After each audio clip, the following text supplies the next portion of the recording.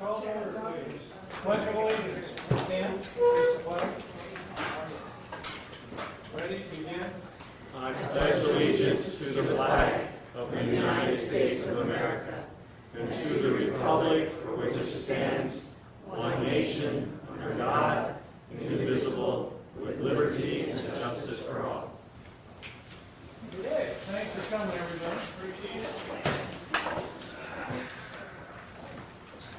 Madam Secretary, roll call, please. Pioneer Town, Steve Wardwell. Absent. Yucca Mesa, Tom Ziegert. I'm here. Landers, Dawn Johnson here. Joshua Tree, Mark Longquist. Not here. Flamingo Heights is vacant still. Desert Heights, Pat Flanagan here. Wonder Valley, Teresa Sykes here. Morongo Valley, Gail Swearick here. Copper Mountain Mesa, Mary Helen Tuttle here. Thank you. Oh, Okay, microphone, Mike. Mark, microphone.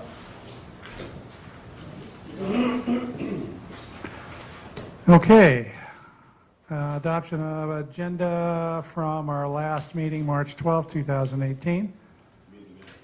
I mean the minutes, I'm sorry. motion to accept. No, wait a minute, it's the agenda. Where's the minutes? It's E. We're on D. Yeah, okay, well, my wife switched them on me. Okay, I'm fine. Adoption of agenda, number D. Let's go with that first. Motion to accept. Any discussion? All those in favor? Aye. So moved. Okay, approval of March 12, 2018 minutes. Your motion? So moved. Any discussion? So moved. All in favor? Aye. So moved. Okay, memorial adjournments, we got none. Public safety reports, county fire. Who we got tonight? I don't necessarily need to use the microphone, I think everybody can hear me. Yeah, across it for the time being. You're on tape. As long as it works. So for the Big Mac meeting, response-wise, I'm not gonna break down all the responses, because it'll just take absolutely too long, but I will let you know that there were 233, 9 in Johnson Valley, 127 in Joshua Tree, 49 in Landers, 2 in Pioneer Town, 18 in Wonder Valley, and 28 in Yucca Mesa. And I'll give you the respective breakdowns, and you can just share them amongst the group for those areas. If you have any questions, I'll be here for majority of the evening. I'll be happy to answer any of them. My first name's Donnie. Last name is Valoria. Any questions right now? Thanks, Donnie. You're off the hook. Thank you. Absolutely. Appreciate it. Thanks for coming. Do we have somebody from Morongo Valley CST tonight? No. Okay. I don't see anybody from CAL FIRE or CHP, and we have sheriffs. Travis Newport. Thank you. Good evening. I'll turn the mic on. Oh, what's going on? Donnie's trying to, Sabotage it. yes, where you turn it on at? I'll see it. On the side. Is that better? Can you guys hear me? Okay. I can hear you. All right, so just wanted to give you guys some statistics from last year. We finally got our annual reports in. For the unincorporated areas, all the county areas, our deputies handled 19,782 calls for service. They took 1,833 reports. They booked 502 adults in the jail up here in Morongo. And in the county area, of course, they only handled about 6 traffic collision investigations. But I will tell you, as the Morongo Basin as a whole, they handled 67,721 calls for service. They took 6,012 reports. The bookings were at 1,888, and there were 284 traffic collisions handled by our agency. Just real quick. Crime is down, according to the annual report, the 2017 annual report. Now, you can get the annual report. You can actually read it on the sheriff's website. So if you just type in 2017 annual report, San Bernardino County Sheriff's Department, it'll take you to our department website, and you can click on that, and it's a PDF document. It's a lot of reading, a lot of charts too. But crime was pretty much down all the way across. We had robberies were down about 29%. Aggravated assaults were down 32%. And simple assaults went up about 2%. So as a whole, the violent crimes went down 8%. And then property crime total went down a total of 14%. So not bad at all.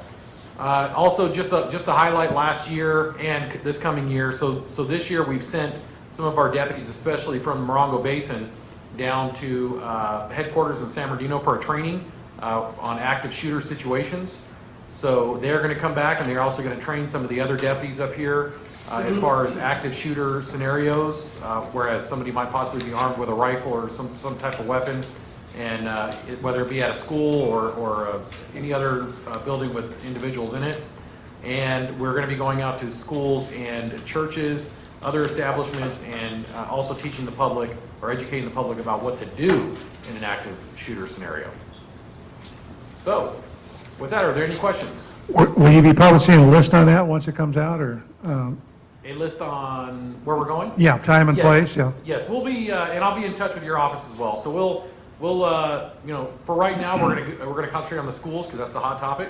Obviously, everybody knows that with all the recent media that's been covering the school incidents, and then we'll branch out to the churches and some of the other establishments. Great, thank you.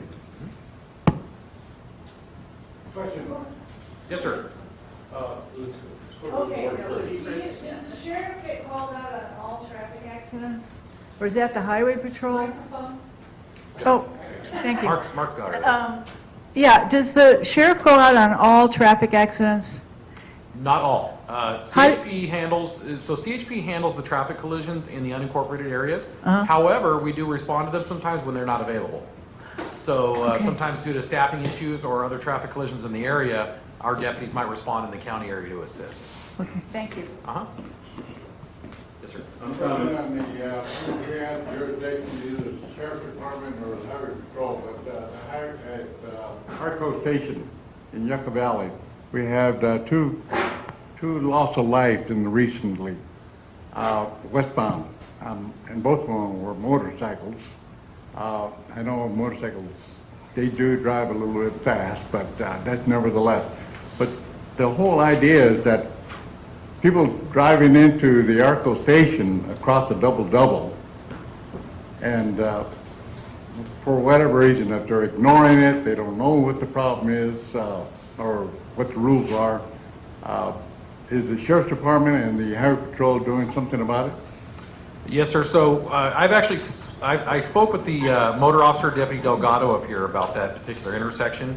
As it is right now, we're going to try and enforce traffic in that location for that particular reason.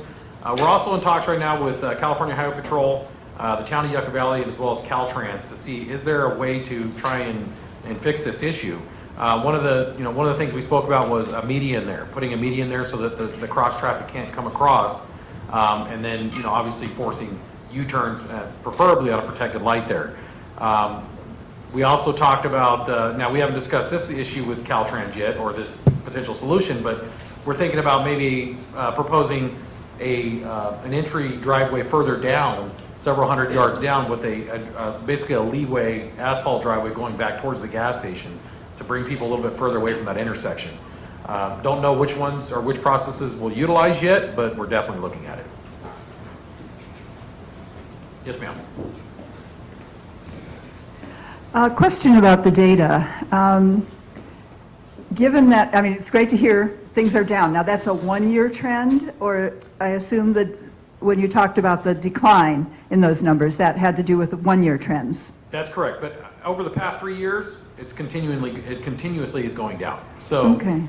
You'll see, now last year it went down a little bit further than it did this year, so I wouldn't say it's an increase, but it's still on the decline from the original data that was gathered. Okay. Well, I just speculating that with the greatly increased number of visitors to the park, and knowing that a lot of the park is Riverside County, and, that's not your territory, I assume, but it's kind of surprising in a way, and we hear in our communities, in our neighborhoods about thefts rising, and, there's the Airbnb action, of course, and sometimes goes beyond neighborhood standards and all that. So I guess I'm glad to hear that, but it's a little puzzling, because it seems like with the greater number of people traffic, throughout our communities, I mean, that's really good news. I guess you guys are doing a good job, and, maybe it's just that there's more people around to watch. But anyhow, thanks for that data. No problem. I'm And okay. one thing I want to point out to you guys, whenever crime data comes out and it goes significantly, it sharply drops, you also have to remember that there were a lot of crimes that were made into misdemeanors that are no longer Part 1 felony crimes. So always remember that. Over the last 2 years, we've had several, specifically narcotics-related crimes that were felonies that are now misdemeanors. So you have to look at that. But as far as larcenies and those types of things, as it goes for the community of Joshua Tree, have not seen a sharp increase. Now, are there issues occurring in the park? There may be, but you also have to remember the park has its own law enforcement agency in there, so their statistics might be sharply different than ours when it comes to those thefts. Thank you, so forth. Chris. No problem. More questions? Good. Thank you, Captain, appreciate it. Thank you.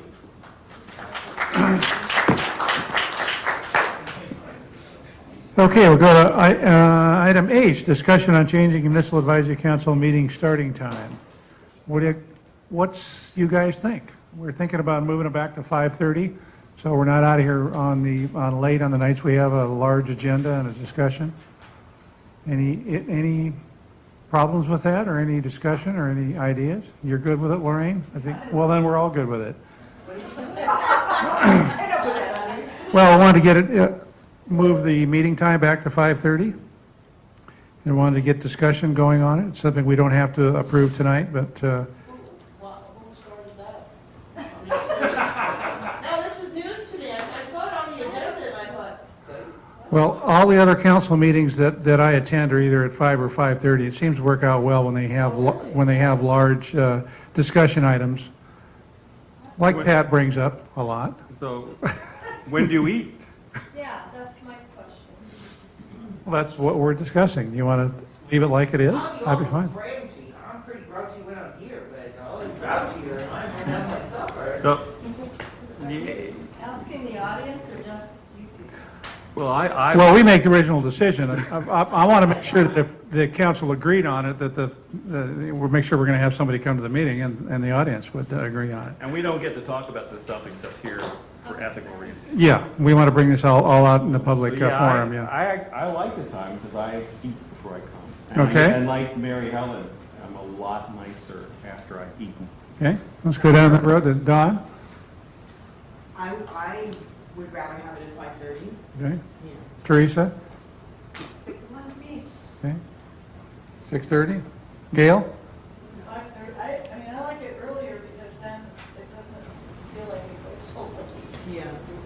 Okay. Either one, it doesn't matter to me. I'll just be here whenever you say to be here.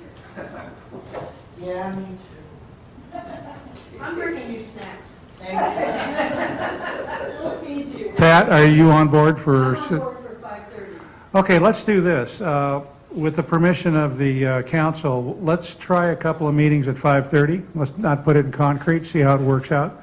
And if we've got any problems, we'll bring it up for discussion again. So we'll go ahead and advertise next MAC meeting next month for 5:30. Now, also we know that we are dark in August and December, so make sure everybody knows that. Okay, on to the next item, presentation by Jennifer Cusack, Southern California Edison, new SCE time of use rates and other programs. Jennifer, thanks for coming. Good evening. Thank you for having me, and thank you for all you do in service to our community. I think it's on. Can you hear me? Okay, thank you. Yes, and I just wanted to thank you for your service to the community. I know it takes a lot of your time and it's voluntary, so thank you. And congratulations to you for your recent honor, Pat.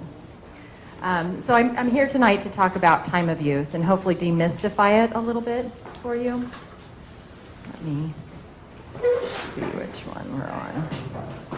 There we go. So time of use, it's a new way that we're going to be charging customers. Not all customers, but it gives customers another option on how they will be charged for electricity. So first, I'll explain what is time of use and what are the benefits of this new rate option, what the new rates are, how we will transition customers, and what is bill protection. So before we start, we just want to make a few key points. Customers will have a choice about which rate they are on, and certain groups will not be transitioned at all. Time of use rates do not result in an increased revenue or profit for SCE. This is just a different way that we will be charging. And some customers may actually benefit from this new rate structure. Most pay a similar amount so they'll pay a similar amount to their standard rate plan that they're currently on, which you're maybe more familiar with our tiered rate structure. And folks can try the time of use rate and opt out at any time, and will be given a guarantee for a 1-year period of time as they try it out and see how it works for them. So the time of use rates were designed to be revenue neutral for the average customer. Individual customers may pay more or less depending on their unique usage patterns. On an annual basis, the majority of customers will fall between 5 to 7% plus or minus of what they would have otherwise paid on a tiered rate plan. There can be an increase in fluctuations between bills within the year, so during different months you may see an increase, but then on another month you'll see a decrease. You'll see a bigger difference in the summer and winter bills depending on whether you're in a real cold environment or a real hot environment. But we have a program called Level Pay Plan that helps customers to budget by leveling out the payment that you make every month, so it's the same, so you know how much you're going to pay, and that takes your 12-month average and divides it so that you have a level pay amount and you can count on that. Changes to rate structures do not result in more revenue for Edison. Individual customer bills may change, but the total revenue collected by Edison remains the same. It's important to remember that SCE must seek approval from the California Public Utilities Commission in order to make any changes to our rates. So what is time of use? Time of use pricing is a variable rate structure that charges for your energy that you use depending on the time of day that you use it. And this varies by season. So this actually gives you more control of your bill. So instead of a tier 1 where maybe week 1 of the month you're in tier 1, the lowest rate, and then week 2 you're in tier 2, and out here because of the summer heat oftentimes we're in tier 3, sometimes in that 3rd, 4th week of the month. So you're at the higher rates that last week or 2 of the month. This way every day is new. So depending on when you use energy in a given day, you can control how much you're paying for it. So you can shift some of your uses to different times of the day. All non-residential customers in our service territory have already transitioned. So that's all of our business customers, commercial customers. They've been on time of use for some time. There are currently 52,000 residential customers that have already transitioned to time of use voluntarily.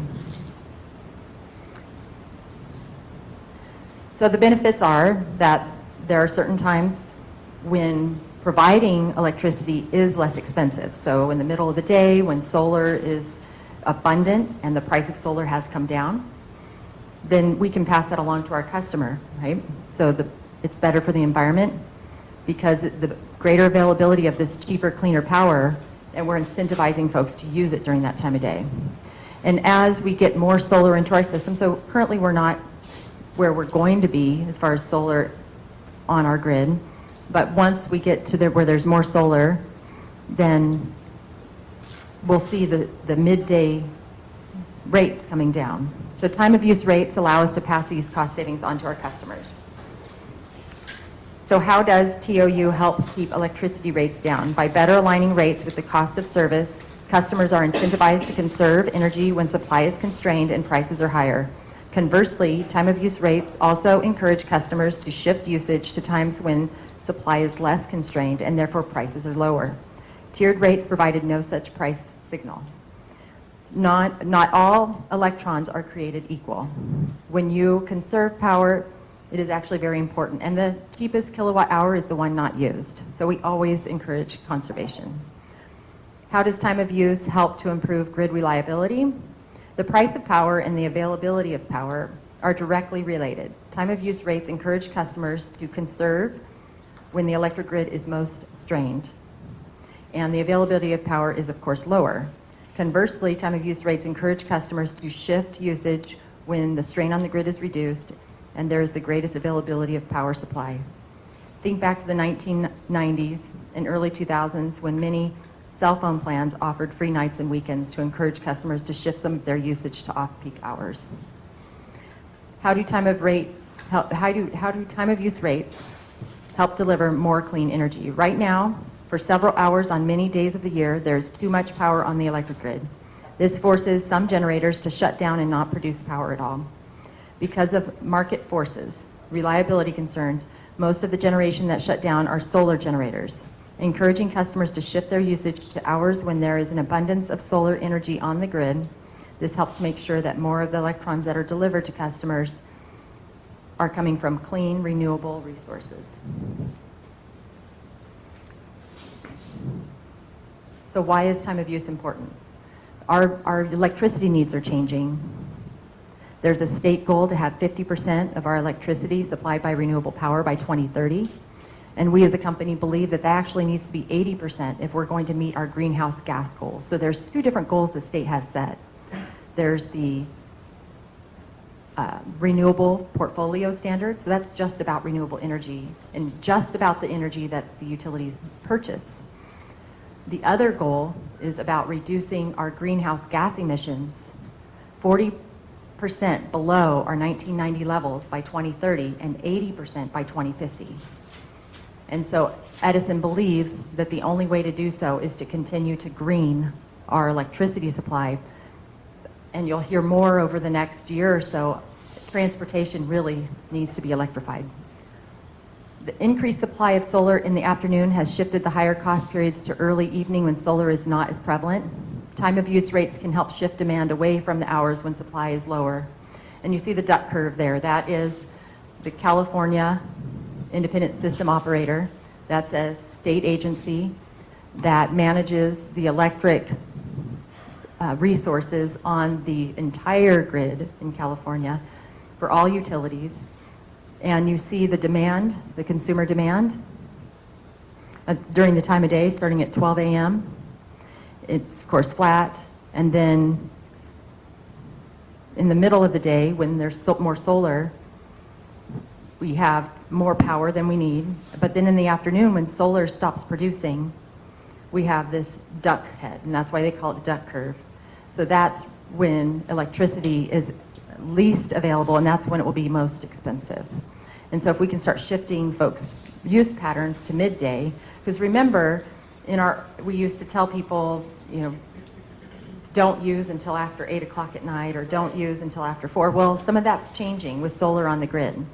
So actually consumers are becoming more engaged on their energy use, and the internet has allowed for that. So there's a lot of useful information online. So this is where I'm going to switch to another screen, because this is just an example of different energy,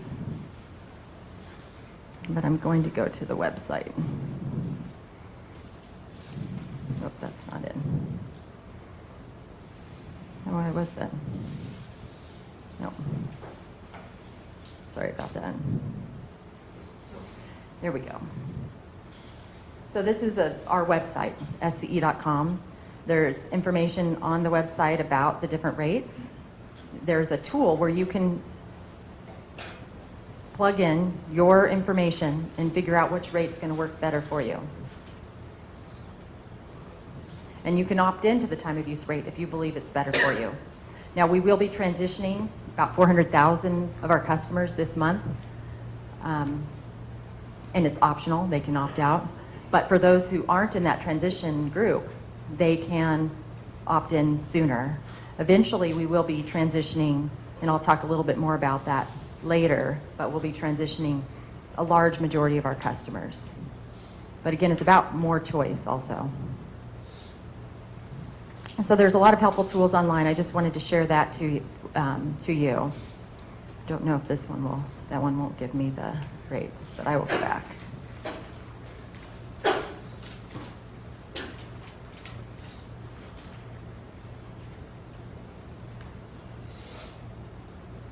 So down here, you can see the different rates. There's this many time of use rate options.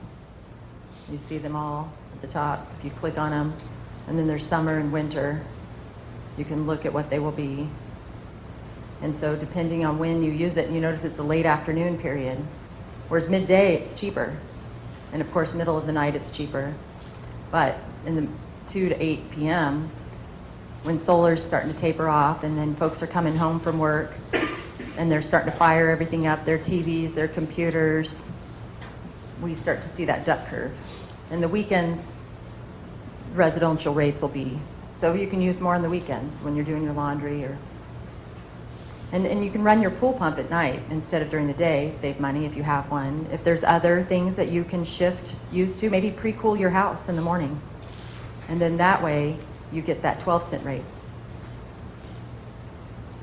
It really gives customers more control. So you can go to this tool online, you can call our 800 number, 800-655-4555, and give them your information and they can talk you through this as well and give you the various options and put in your information.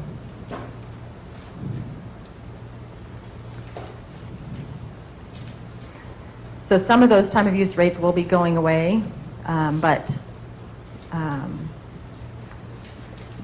customer service can help you with that, and of course it'll tell you that online. The first phase of the transition begins this month or last month with them beginning to receive their bills this month. If you were in that group, you would have already received a number of mailings, 30 days out, 60 days out, 90 days out. So beginning in December, you would have received a number of mailers that were in this teal color that looked like that. The majority of the transition will take place over a 15-month period of time beginning in the fourth quarter of 2020 for the remainder of our customers. And the reason for this is because we're actually upgrading our billing system to be able to accommodate this new billing system. The main factor driving the gap between the first phase of transition and the second phase is our what we call customer service replatforming project. It's basically a new program to bill our customers. And the implementation for the second phase is still pending approval, which it was approved December of 2017. So customer choice. Customers can choose to keep their current tiered plan, or they can go into time of use. Go to on SCE.com, rate tool. Some customers will not be transitioned. So medical baseline customers, those on life support equipment, customers requiring third-party notification or an in-person visit before disconnect. So this is often the medical baseline customers, high-risk critical care customers. Accounts already on time of use or critical peak pricing, net energy metering 2.0, paired storage, and aggregation customers. So these are all those who will not be transitioned. Those without the digital meter will not be transitioned. Care and FIRA customers. So those are the California rate assistance, the low-income programs. What is bill protection? So the CPUC, the California Public Utilities Commission, mandates that residential customers transition to this time of use rate be provided a 1-year bill protection. So the bill protection will be at the end of the 12 months, similar to net energy metering for solar. At the end of a 12-month period, if you paid more than what your bill would have been on the tiered rate, you will receive that difference back. So if what you paid is less, so let's say you saved money on the time of use, then there's no bill credit, of course. Bill protection is not applicable to, is only applicable to the 2 new time of use rates, so the 4 to 9 and the 5 to 8. So when you look at these, the TOU D4, 9 p.m., so that tells the time of day, because you have options depending on your use pattern. So those are the only 2 time of use rates that will be given this bill protection. And it's also a credit. It's not a check. So here's some resources for you. We talked about the rate analysis. You can go onto the website, which I showed you, and plug in your information. You can call our 800 number. And another helpful tool, if you haven't used it, is our budget assistance. You can actually set a monthly budget for your energy use, and you will get notified if you start to trend over that, even if it's early in the month. And I use that so I can tell if maybe my AC was left too low, or maybe something's not working. Maybe there's a pump, an electric pump that's malfunctioning. I could see that trend early enough in the month where I can start playing detective around my house and find that sneaky appliance or something that's going to drive my bill up. So you log onto your account and you can go through that budget assistance. Energy efficiency rebates, that's also where you find energy efficiency rebates. But if you don't have a computer, calling our 800 number, they're very helpful. We have low-income programs. We have rebates for energy efficiency. So any questions?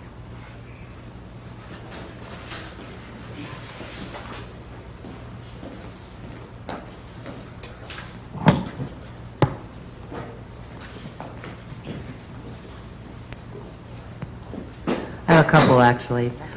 Is the max demand going to change any? Your baseline? Yeah, is it still 20? Going to stick at 20 is the max you can do So on the without so that's getting a with the nasty tiered- gram? So that's the tiered rate Yeah. system. So the baseline applies to tiers.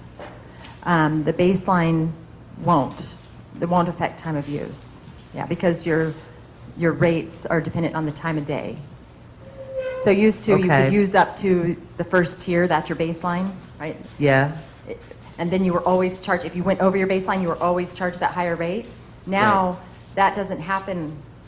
Now it would be based on time of day. So you can control what you're being charged based on the time of day that you're using it, not how much you used in the first part of the month, second part of the month. Because by the third week of the month, you're already in the higher rate possibly. Right. If you went over your baseline. right.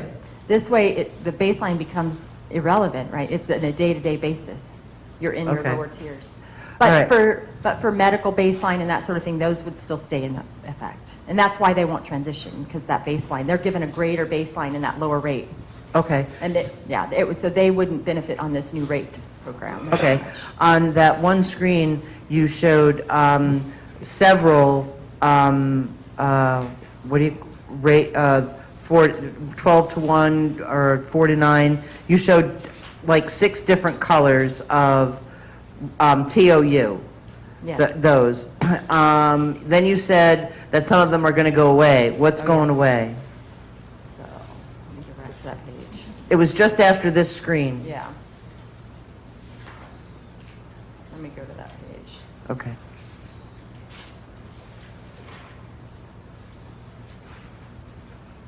And I apologize, I don't know this by heart, it's all new. So the idea So the that, two that will, let me answer a different question Okay. first. The two that will be given the guarantee are these two. So that's the bill guarantee. okay, so the way I This understand. is electric vehicle, Okay. and, let me see. So really, as homeowners, we'll only have the 4 to 9 and the 5 to 8, correct? Well, if you have an electric vehicle, that's different. Okay. And what you can do is plug in your use, and it'll tell you here which one's better. So we're going to have, so it'll be up to us to be active in selecting which one we want? Yeah, but you can call our 800 number, and they'll be a good advisor, and I'm sorry, I'm just not finding. And if it we this make a way. mistake and we decided that we want to do something different, can we can change? Yes. So let me see if this one has that. Okay, and then For what up to a happens year. after the year? Yeah, and with the bill guarantee, you can change any time, but Right. you just don't get that bill guarantee after a year. Right, But you can so after a change- year, what's like concrete after a year? There's- You guys You can still decide? change. No, you can still change. There's still options. So let's say in year 2 or 3, you decide, I've got a different job or a pattern, and so I actually want to start running my laundry at 8 instead of 9, so you're going to be paying a little bit different rate if you use power between 5 and 8, but let's say you don't get home and you really don't need a lot of electricity till after 8, then you can still take advantage of the lower rate plan. And that's summer, and this is winter rate plan. So how often will Edison let me change? Like, can I do it per month, every 2 months, 3 months? No, That I I'm don't real know. serious. Yeah. I'm kind of familiar with this from another electric bill that I have been working with, for a community center. That's Oh, all. So I'm okay. familiar with The this. business And I know side. that it's really deceiving because you get a year's worth of that credit and it's quite delightful. And then when it's over, you're like, wham. It's like, well, hold on there, sister. What am I going to do? So then you have to do some seriousness. So I'm trying to be serious ahead of time. Well, your bill will reflect on a monthly basis what your usage. So you'll be able to tell what your usage, so you don't have to wait a year to determine whether. Oh, okay. So I the mean, you'll bills, know the what your- format of the bill is going to be different as well. So you'll see on a monthly basis what Oh. you're, but they don't credit you up until the 12 months, right?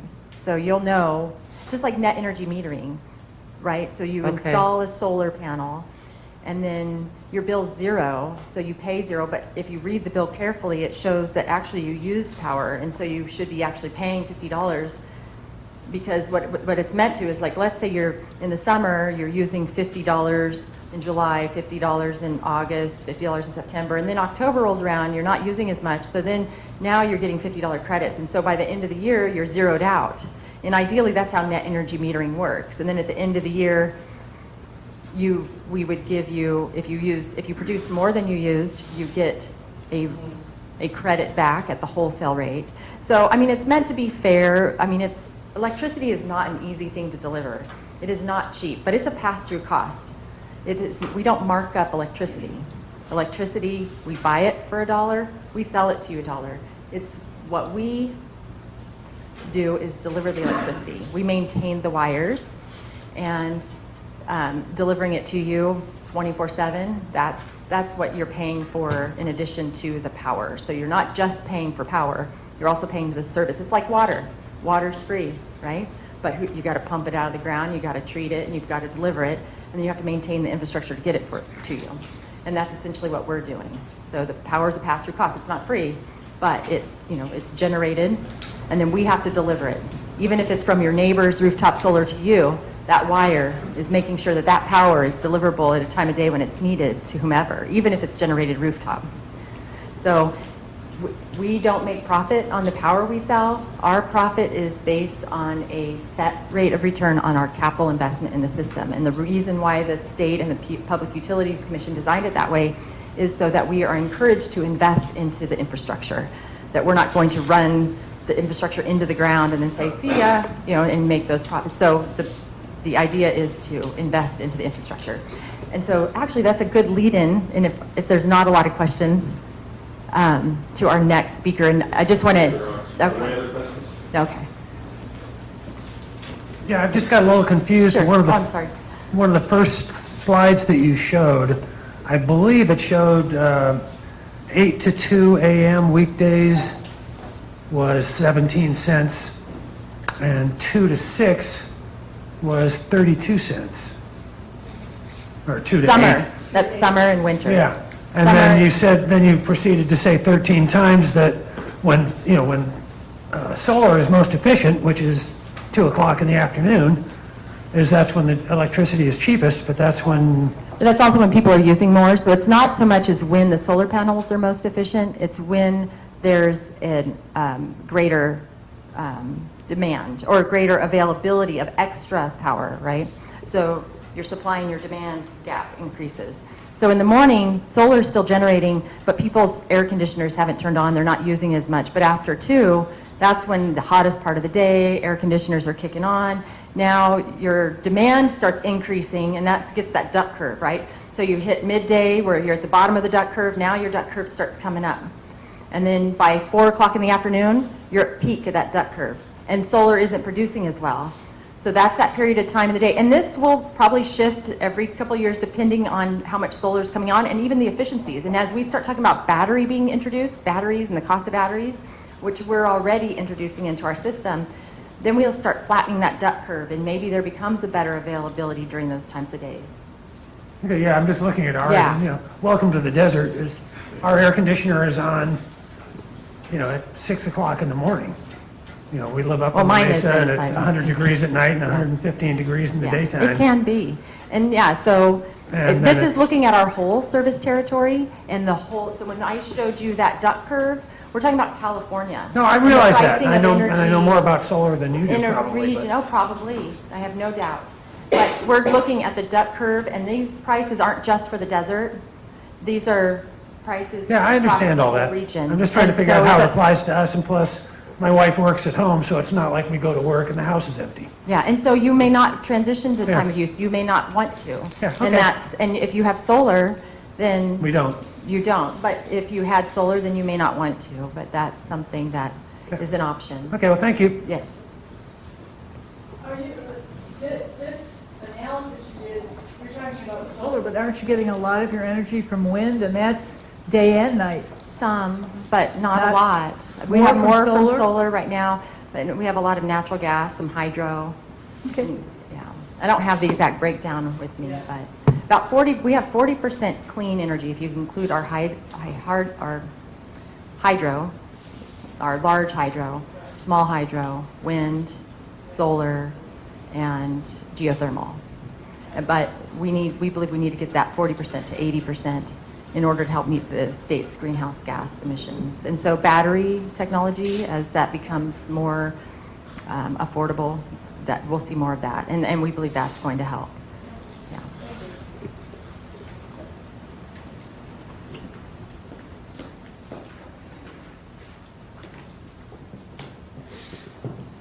Tesla's making batteries for home use.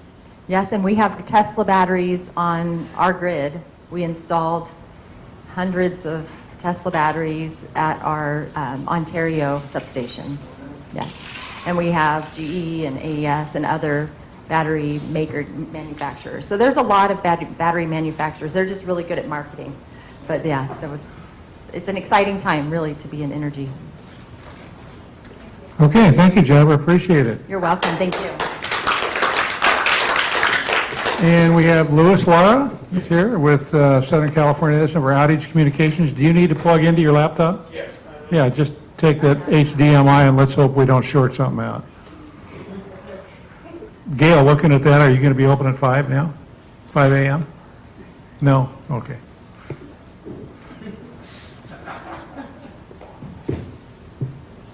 But our business has to be on TOU anyway, so it doesn't matter. Oh, is that a requirement? Yeah, the businesses are all TOU, yes. They are? Oh, okay. We don't get the choice. And if there are different rates than this also. Okay, so good evening. My name is Luis Lara. I'm with the Outage Communications team, Southern California Edison. Closer to the mic. Oh, Just hold it, if you can. okay, sure. Is this better? Yeah. I think I sound better without it. No, you don't. Very good. Really? Wow. Don't listen to yourself. Okay. I'm going to come here more often. So yes, I'm with Southern California Edison's Outage Communications team. So my role is to travel throughout our service territory and present outage schools throughout the year. The whole purpose of performing these outage schools is so that we have the opportunity to engage our customers, answer questions about what happens during outages, what happens behind the scenes during outages, and eventually find opportunities where we can either, capture that low-hanging fruit, and in most cases identify where we can improve, where we can do a little bit better in our communication side. So let's get going. Now, when I typically do this type of presentation, it's usually about an hour long. So don't worry, I brought it down to an awesome 50 minutes. So we won't be here all night. Okay. Now, one thing I do want to communicate, Edison is very involved with the community, and our community reaches out to us regularly. One issue that our customers have been reporting is this issue called spoofing. Many of our customers have reported that on their caller ID, they receive a phone call saying, hey, this is Edison, if you don't pay us $400, $1,200, we're going to be out there in about 2 to 4 hours and turn off your power. On their caller ID, our customers are saying that it says Edison or SCE or some variation therein. So if you do happen to receive a call like that, Edison does not perform business in that fashion. Please do not pay anyone that's demanding payment or else. That's not how Edison conducts business. In fact, I had the opportunity early last year. I finished another presentation with the city. I went to go have some lunch. I walked in, the lady says, wow, you're here fast. You know, give me a second, I still have customers here. And I thought, oh, maybe we just saw each other, you know, no. But she thought I was the person that had just called demanding pavement. So this does happen. So what does Edison do on our end? As of July of 2017, I don't have the final number for the year, but as of July of 2017, Edison was able to work with local authorities, and we were able to shut down 270, 260 of those phone numbers, of those scammers. So we do something about it. So if you do receive this type of phone call, please report it to Edison, and we'll continue to work with local authorities. And please spread the word everywhere, please. So a quick overview of our electrical system. The Edison service territory encompasses approximately 50,000 square miles, ranging from the coast out to the Arizona-Nevada border, from northern San Diego up to the San Joaquin Valley. It's a very, very large service territory. And so what does that mean? That affords us a lot of opportunities and a lot of challenges, of course. So some of those challenges, Edison has been able to identify what are called microclimates. For example, the climate that impacts you guys here in this Joshua Tree area is significantly different than the climate out in Manhattan Beach, for example. Well, Edison needs to be flexible and responsive enough to those different needs of those communities. Last year, I had also the opportunity to deliver this presentation out to a community in Death Valley. One thing I learned in Death Valley, we have a constant community out in Death Valley. I didn't know that. To me, Death Valley was a place you go once a year, look at flowers and get out, all right? Because it's super hot. I didn't know that. Another thing I learned up there is whereas in SoCal proper, you know, it rains quarter inch, half inch, we still don't know how to drive in the rain, but we get by. In Death Valley, anything over a quarter inch is devastating to that region, just completely devastating. So Edison needs to be flexible and nimble enough, as large as we are, to respond to the different needs of those communities. Now, a utility this size, one of the largest in the nation, affords us certain opportunities. A couple years ago, the Eastern Seaboard was impacted by a hurricane. Edison was able to flex its muscle and work with our military to send out crews and support in those to support those restoration efforts. Currently, we do have some crews out in Puerto Rico helping the restoration efforts out there as well. Any questions just yet? Now, I do want to keep it as informal as possible. My manager this year told me I usually wear a bow tie. So if you see the nerd in Edison, it's usually me because I have a bow tie. And so one of my growth opportunities was to be a little more relaxed.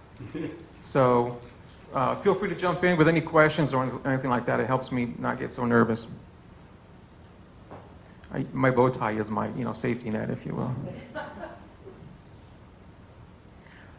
So grid modernization. If you had the opportunity to hear me speak over the last couple of years, you would have heard me mention about how Edison is investing over $20 billion in infrastructure upgrades and grid modernization. Just last year alone, Edison invested $5 billion. That's 5 with a B on it. That's a lot of money in infrastructure upgrades and grid modernization. One of the particular points that I want to highlight of this slide is we are looking to automating the grid. We want to make it as smart as possible. Why? So let's say there's an impact and you lose power at your home or at your business. You call Edison. What we're going to do is we're going to ask you a couple questions. Did you hear something? Did you smell something? Did you see something? That way we collect that information. We can send our troubleman, who's our first responder, to that location. Now, in all that downtime that we're collecting information on our end, for the first 30 minutes of an outage, Edison is just collecting data from the grid, data from our customers, and we're trying to redirect resources to that problem area, if you will. Now, as we invest in automating and modernizing the grid, what we're looking to do is have the grid to be fast enough and responsive enough to start adjusting to those needs live. Okay? So, the quick example. So let's say that we have a car that hits a pole at this corner here, and it takes down this entire row of homes in this area. So by the time someone calls in, the information starts flowing into Edison, it could be about 20, 30 minutes before someone gets out there, boots on the ground, if you will. But if we have the system to start responding immediately and right away, well then the system can begin isolating itself from certain pockets. So now what happens is that we reduce the downtime for our customers. And now we can redirect that troubleman to that specific problem area and begin addressing that issue. Now, another thing I want to highlight is number 4, grid reinforcement and 4 kV cutovers. Now, we do have a lot of systems out there that are still a little bit older, and they're still under a 4 kV system. Most of our newer grids are under 12 and 16 kV system. So what does that mean for you? So let's say, for example, the car strikes a pole at this corner again, and this entire circuit here is on a 4 kV, but the neighboring circuit is on a 16 kV. Well, because we have a difference in voltage there, we cannot just plug and play. It won't work. So this 4 kV is going to be down for a little bit longer. So now if we upgrade that 4 kV to the neighboring 16 or 12 kV, now we can reroute power faster, we can restore customers a lot earlier, and we can continue with isolation procedures. Any questions yet? Okay. So I think I'm successfully boring everyone, I think, right? This is great for TV. Oh, he bored everyone in the room. I'm just sorry you don't have your bow tie. You right? You're so casual. Next time. So maintenance outages. Maintenance outages are just that. Those outages that we know in advance which customers will be impacted. We know the approximate outage footprint. We know the type of work that is being performed, and we know the duration of that outage. So when we have that information, we know we're going to perform a maintenance outage, we're going to replace a pole or transformer, then we will send out notifications to our customers. Notifications are typically sent to our customers 7 to 11 days in advance. Okay? Any questions on the notification timing? Yes, sir. Yeah, I just have one question on the Yeah. previous slide. You showed an isolation reporter or such, Let me get to that. those were something that they were supposed to put in around this area in a long time. Are remote fault indicators? Remote fault indicators. Are they in progress now? Are they going to be throughout your system? We're installing them throughout the service territory. And what will they do for an area like this, for instance? Great question. So let's say, for example, that we do have that car that hits a pole here. Now, mind you, I'm going to keep using that example, and I'll tell you why in a few minutes. So, car strikes a pole here, and let's say we start collecting data, okay, information from the grid. So let's say we have a fault indicator that tells me, hey, Edison, there's something happening here. I don't know where it is, but it's near me. I have a fault indicator at the end of the circuit, and it's telling me, hey, Edison, I don't have any power on that end. So we know that somewhere between here and there is the problem. The problem is, what's the distance between this fault indicator and that fault indicator? If it's a couple of blocks, not too bad. If it's 2 miles, and we need to send someone out there to patrol that portion of the circuit during traffic peak, well, then now that's going to impact the restoration time for our customers. So the more that we install, or the greater the volume of fault indicators we install, and the smarter the fault indicators, the more data we're able to collect of where exactly that fault is located. Does that help answer the question? Are there any out here? Yes. And I can Yes. speak to that a little bit for this grid. Oh, sure. We've been installing, I can speak to that a little bit more. Out here we have rural circuits, and they're very long, and there's not a lot of neighboring circuits like in a city where we can reroute power as quickly to these neighboring circuits. There's some circuit interties that we can use, but not a lot. I mean, if you live 3 miles down a road and there's one line going down, if there's a fault on that, there's no way we're going to be able to pick you up from any place else. So out here we have the unique challenge of just being a rural circuit, but there are the remote automated switches, the fault indicators, all that, they've been installed. And when you see these and you drive around and you see this new equipment, it's just be careful when you're driving. Don't run into anything. It's addicting. After I've learned about these things, I drive down the road and I start to look up and spot these things in the system. But you'll see them if you look for them. And we're installing them all the time, and plus the poles. Well, I guess my question was, 10 years ago, you'd see Edison trucks driving around half the evening looking for the down line at night. Will those help you isolate the areas? Definitely. Definitely. Now, in fact, well, let me give you a little bit of nerd news that got my nerdometer going off a couple of months ago. So a couple of months ago, I had the opportunity to be in a meeting with our roadmap to reliability personnel. Now, these are really smart people, and so their whole job Do you guys remember about a couple of years ago, or more than a couple of years ago, Edison installed over 6 million smart meters all throughout the service territory? So all of that data is being analyzed. And so these really smart people start identifying certain voltage signatures that seem to correlate with future faults.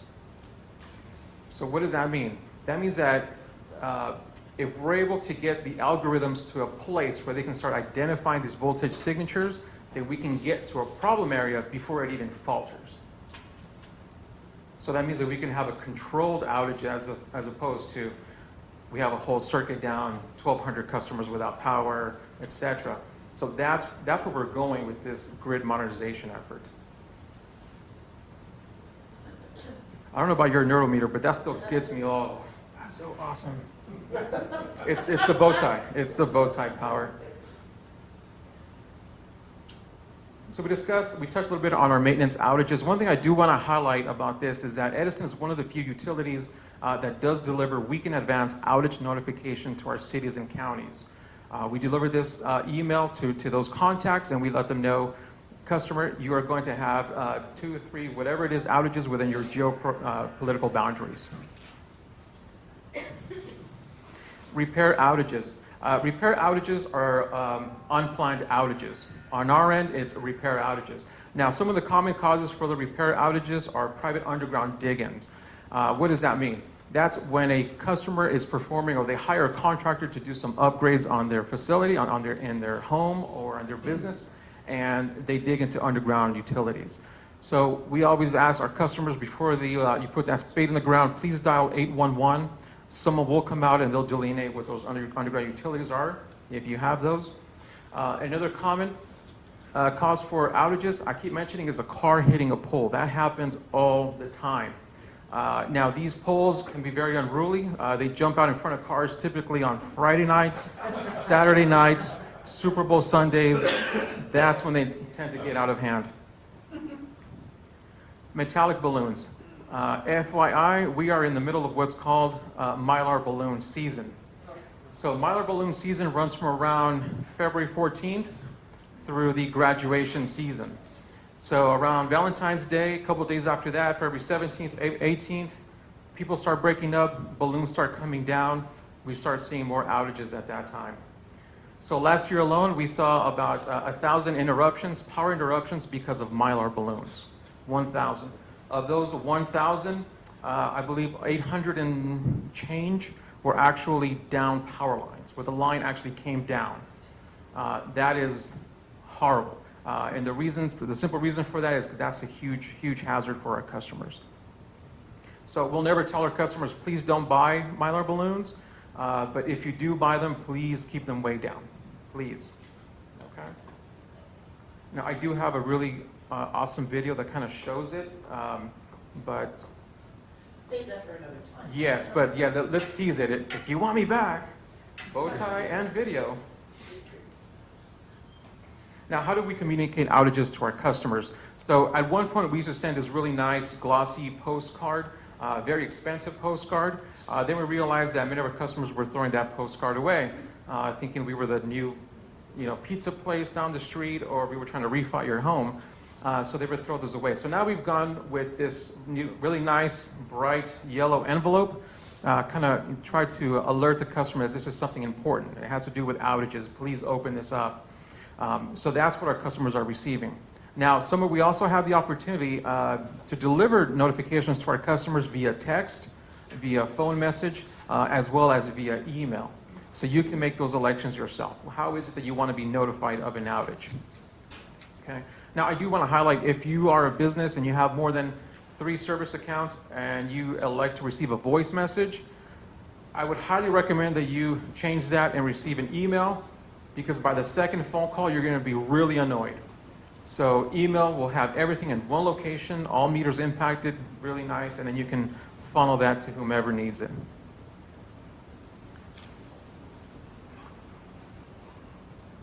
Southern California Edison also has the ability to deliver outage notifications or provide information about outages, through an outage app, or you can go on SCE.com and look up information for that outage.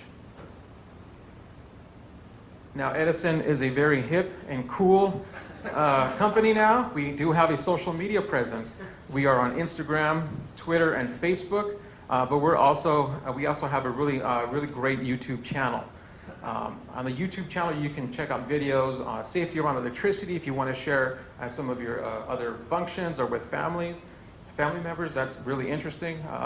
Incidentally, if you have a 15-year-old daughter and you show her why it's cool to be around safe around electricity, she doesn't think you're very cool. So, just Mylar balloon one? yeah. I'll tell you. Let me tell you a story. So my daughter went from junior high to high school last year, and so I show up with these really nice latex balloons. Of course, every other parent has these Mylar shiny balloons, and as it is, I'm not the cool dad. So when you show up with dull balloons, it doesn't add to the cool factor. And when I try to show her a video of why I brought the dull balloons, she just said, "Okay, Daddy, it's okay." So how to contact Edison if you want to report an outage or get information about an outage, you can dial 800-611-1911. Now this phone number will take you to the front of the line, and this is for the sole purpose to get information or to report an outage. Okay, 800-611-1911. Okay, so I think I've bored you enough for one evening. When you call Yes. them, do you have to have your account number, or is your service address sufficient? The service address should be sufficient. In fact, it'll prompt you. Any further questions? Yes, ma'am. Oh, sure. I'm pretty well trained now. If I was to get a spoofing call, rather than just hang up, is there some questions I should ask to get more information that I could then report it to you? Great question. So the only thing I would probably request is that if you can ask from them, okay, what's the best number for me to call you because I need to go get what you need or whatever it is. How can I get this money to you? And so once we have that good, viable number, then we can report that to Edison, or report it to Edison. Now, one thing I do want to let you know, a lot of these people are requesting payment in, I think it's called like a red dot or green dot or some kind of green dot, is that what it is? Or some kind of gift card. So Edison doesn't accept payment in gift cards. So now it's a little silly, but it does happen. It does happen a lot. And people do it. And people will do it, you know. So yes, please spread the word on that. Any additional questions? Yes, sir. Yeah, not a question, just to let you know, in our neighborhood, they've been doing a lot of upgrading. 3 years ago, we'd have an outage about once a month, now we have one about twice a year. So it's been very positive. So when I mentioned earlier that we're doing a lot of upgrades, grid modernization, so over the last couple of years, so on an average year, Edison performs approximately 12 to 14,000 maintenance outages throughout our service territory. Since we've started the grid modernization infrastructure upgrades, we're now averaging 32,000 plus. 32,000 maintenance outages a year. This year, we are looking to do about the same number. So there's a lot of infrastructure up there we need to upgrade. So if we haven't impacted you, unfortunately, we likely will impact you in the near future until we get everything upgraded. Yes, ma'am.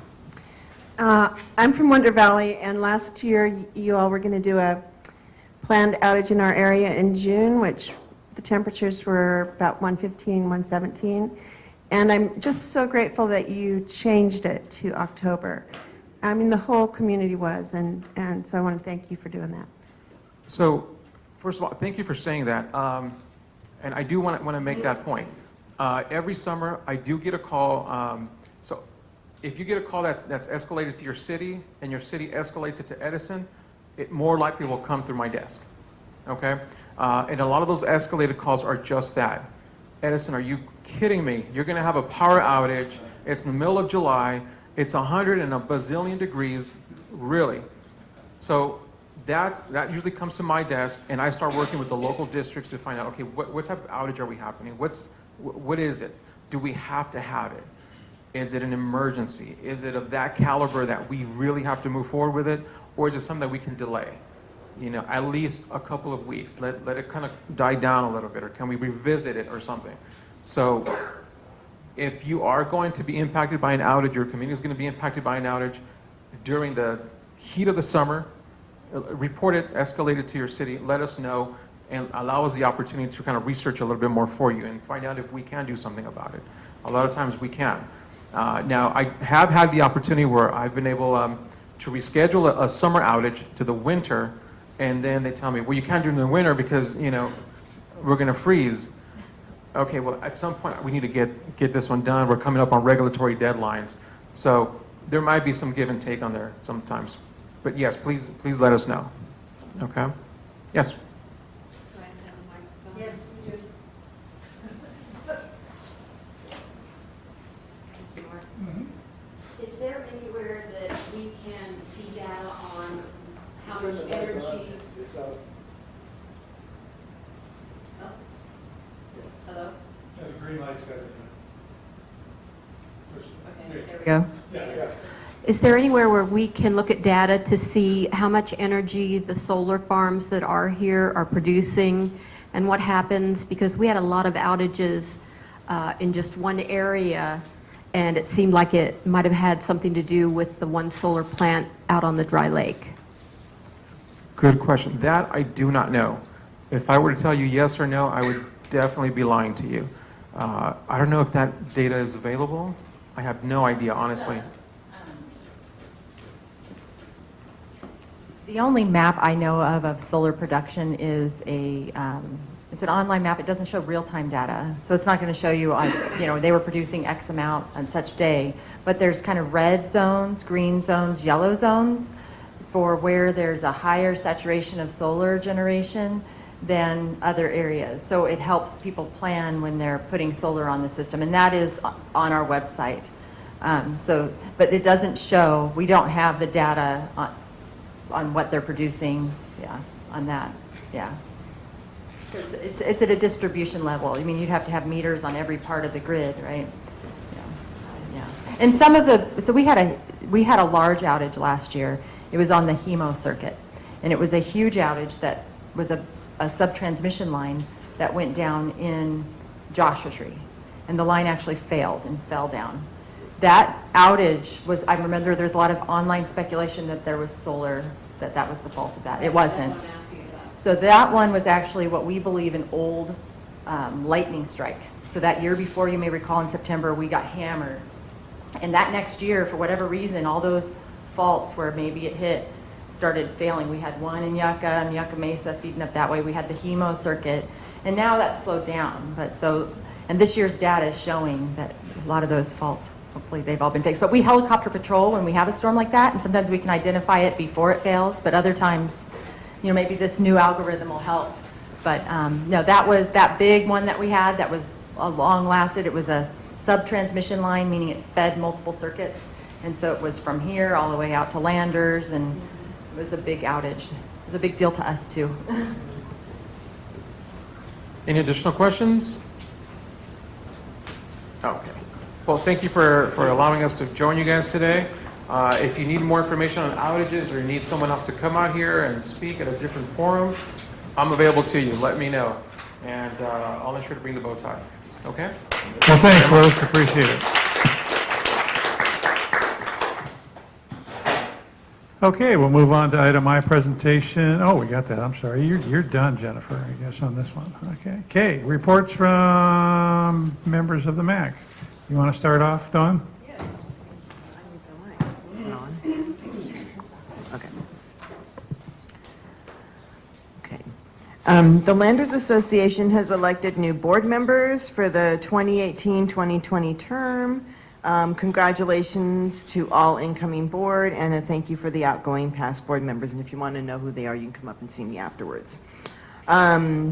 The next Landers Association meeting is this Saturday, April 14th at 3 p.m. at Belfield Hall. And just a reminder that the Landers Thrift Store is open every Saturday from 10 to 2 at Belfield Hall, and donations are welcome. And that's all I've got. Thank you. Hi, Teresa Seitz, Wonder Valley. We have 4 events coming up. Project Sheba's Thought Theater production of Stand for Freedom Cabaret, commemorating the 50th anniversary of the assassination of Martin Luther King Jr. Live music will be performed by Hunter and the Wicked and Arroyo Rogers. This show is the first theater performance at the Wonder Valley Community Center and will show one night only, starting at 4 p.m. next Sunday, April 15th. There's a $10 requested donation at the door. We're having Lanny Swerdlow, RN, back again this year to talk to us about medical cannabis and how Prop 64 affects individuals. This event is free, starting at 4:20 p.m. on Saturday, April 21st, and there will be refreshments. We've started an Artist of the Month program at the WVCC, which opens on the first Saturday. Our artist for April is Wonder Valley resident Suzanne Ross, and our artist for May is resident Chris Caraher, who was active in the 2008 Wonder Valley Homestead Cabin Festival. We're also having a Desert Rat Rock Hound 101 lecture and scavenger hunt at 9 a.m. on Saturday, May 12th at the Wonder Valley Park. We're asking for a $2 donation from everyone who attends. If you want more information about Wonder Valley, please visit wondervalley.org. Thank you. I'm Tom Ziegert with Yucca Mesa, and we had our Mesa Madness event on Saturday, and it went well enough, and there was a lot of fun for a lot of people, and that was it. Thanks. Mark Lundquist, Joshua Tree. Just a few items, reminders, Farmers Market every Saturday, 8 to 1. Joshua Tree Art Walk, second Saturday from 5 to 9. And I guess the Joshua Tree Music Festival is coming up on May 16th through the 21st. Hopefully there's some tickets available for that. There's a new business in town called The Station. Everybody's seen it, I'm sure, on the east end with Big Josh, which I call Muffler Man. Those used to be statues with mufflers throughout the United States on Route 66, but that just tells you how old I am. Now they're open for coffee. They're going to be a coffee shop, and they're open Mondays, Thursdays, and Fridays from 10 a.m. to 5 p.m., and Saturdays and Sundays from 9 to 5. So stop by and get a cup of coffee. And that's it for Joshua Tree. Thank you. Gail Swart, Morongo Valley. I do not have anything tonight. Mary Helen Tuttle, Copper Mountain Mesa. So we are just finished hosting Joshua Tree's first zine festival. They were a peaceful folk. They, I had no idea what to expect. They were very, very quiet. I guess they did have some music, not much, and everybody just put out their little mini publications, and everybody looked at them and left. So it was a nice thing. So they'll possibly be back next year. Pat Flanagan from Desert Heights, and I don't have anything to report. Would you announce the March 26th meeting, April 26th, at the Video Conferencing Center with the RECP 4.5? Okay, yes, thank you. Back in August 8th, the Board of Supervisors approved the renewable energy and conservation element, which would go into the general plan, and did following that. However, there was a section which we call 410, which was excluded because the Planning Commission had not seen it. Now, Section 410 essentially prohibits utility-scale solar in communities that have community plans, and also allows for that to happen as soon as, and there's a list of them, and then as a community gets a community plan, then it would prohibit utility-scale solar in those as well. That has created, the fact that it's not part of the renewable energy and conservation element now has created quite a stir within the communities. So there will be a hearing, well, no, let's see. The Planning Commission will hear Section 410 and approve it or study it on the 26th, and it will be at either 9 or 10, and there's in Mark's building, they will have it'll have remote, and I know this is a very big issue for Lucerne Valley and other communities. It could be a big issue for Joshua Tree. We've already worked to not have several utility scale in here. We have 3. And so if you have an opinion about that, it would be a good time to come and speak to it. If you have any questions about that, I can perhaps answer them. Yes? Will you put it out somehow publicly, at what time it will be? It'll be on the, You're on our list, right, and then MBCA will have it on their website. And thank you, Mark. There's so many things happening right now. Well, you're an award winner. Yes, she's such a big wig now. Yeah. I'd also like to announce that Beth Lanning has won the Minerva White Conservation Award, which is very prestigious and very few people have done that. I will put out a mass mailing to the MAC list. I think I have over 200 names now of the date and time of that with a little explanation of what we need people to come in and comment. Okay. With that, we are adjourned. Thank you for coming.